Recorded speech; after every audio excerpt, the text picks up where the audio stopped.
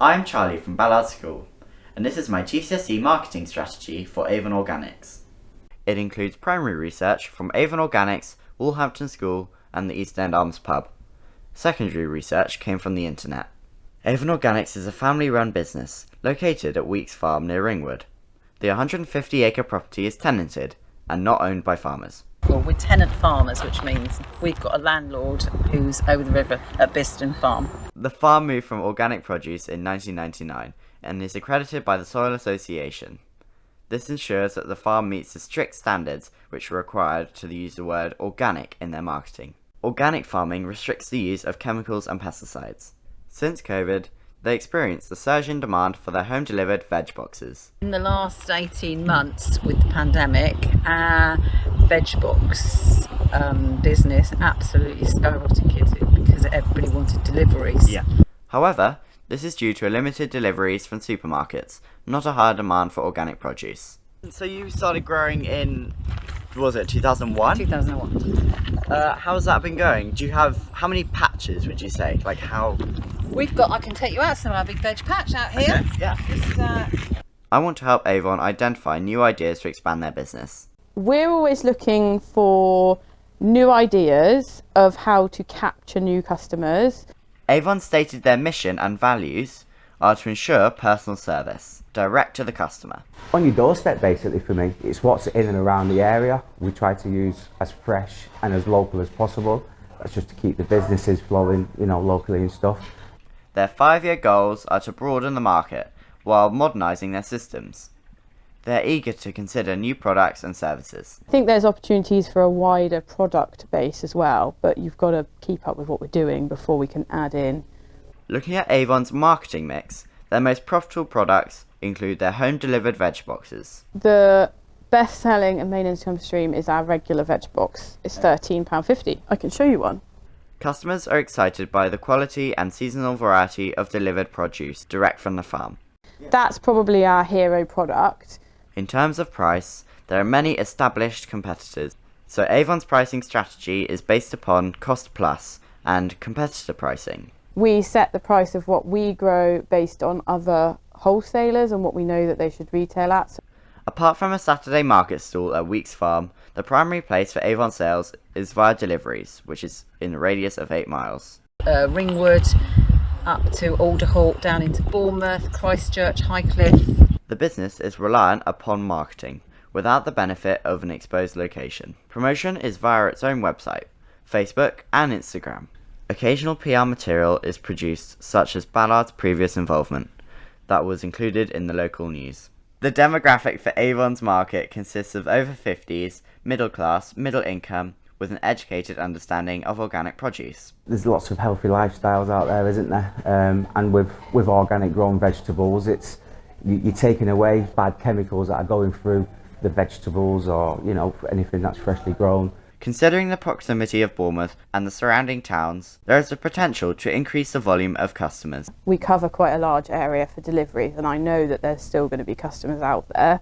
But Avon is also keen to penetrate a younger market. Avon's offering is not unique. Many national and local competitors offer the same service. Abel & Cole and Rutherford are big players with more advanced ordering and distribution systems. Other local competitors exist within 4 miles. There are massive veg box schemes, and they obviously are a threat to us all the time. We can't compete on a national scale with them, but we certainly can compete in our little pocket of area here. But national supermarkets provide the greatest threat, as they can capture the organic market without needing to adapt. A SWOT analysis reveals strengths, weaknesses, opportunities and threat. Avon's strengths include a culture to provide a personal service, high levels of farming experience, a 150-acre property, and the positive brand image. Its core offering is not dependent on a third-party business. We know our product because we grow a lot of it. We're the farmer and the distributor rather than just somebody who delivers the boxes. Avon's weaknesses include an inefficient operation system.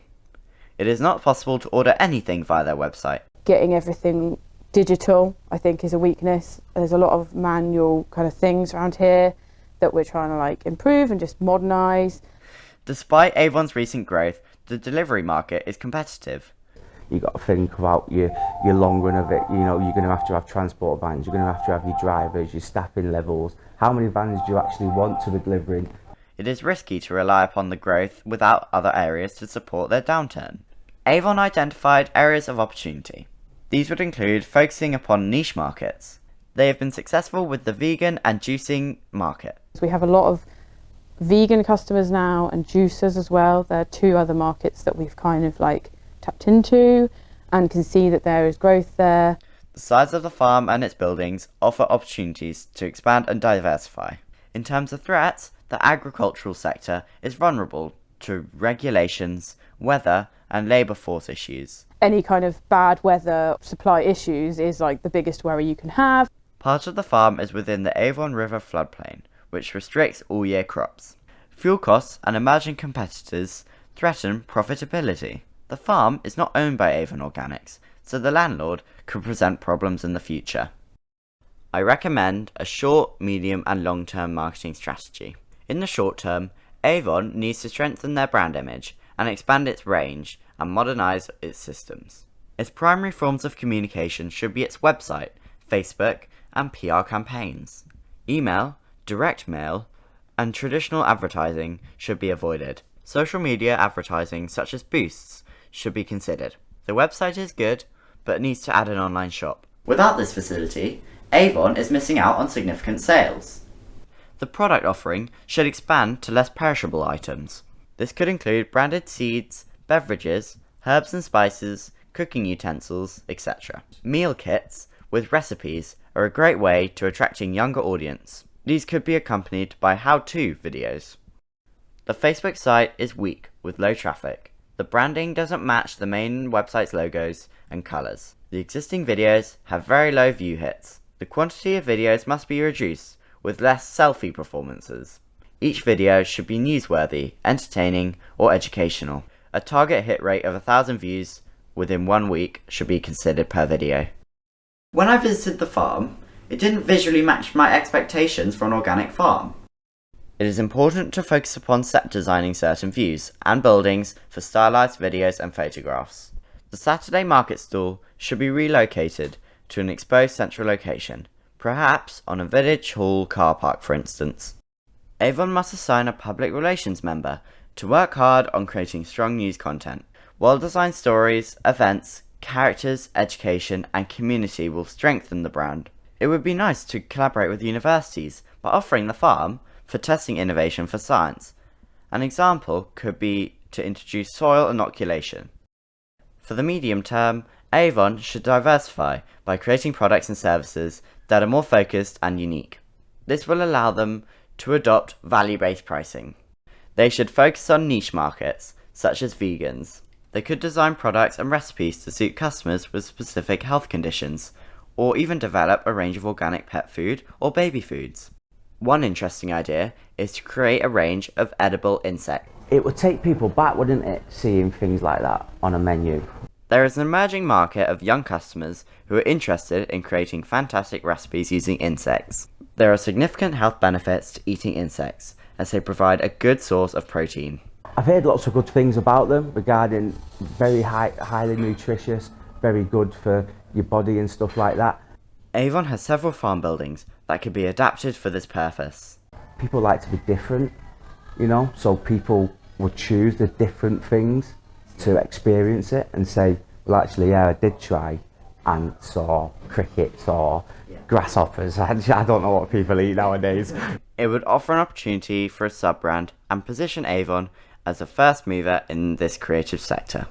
Most of these products are suitable for postage, so can reach a broader customer base. Due to the amount of land, they could provide a campsite with additional activities such as farm experiences and organic meals. They could also offer some of their land for commercial storage. This diversification would help balance their income streams and protect them for the future. For the long term, Avon should focus upon separating itself from Weeks Farm to minimise landlord risk. They could purchase a property for their distribution, which could be more convenient for employees and customer visits. My strategy includes measurable goals to determine success or failure. These include increase social media traffic by 400% within 1 year, increase profitability by 25% within 2 years, periodically host customer focus groups for feedback, and within 3 years, expand products and services to reflect 50% of all revenue. This is the end of my presentation, and I hope you found it useful.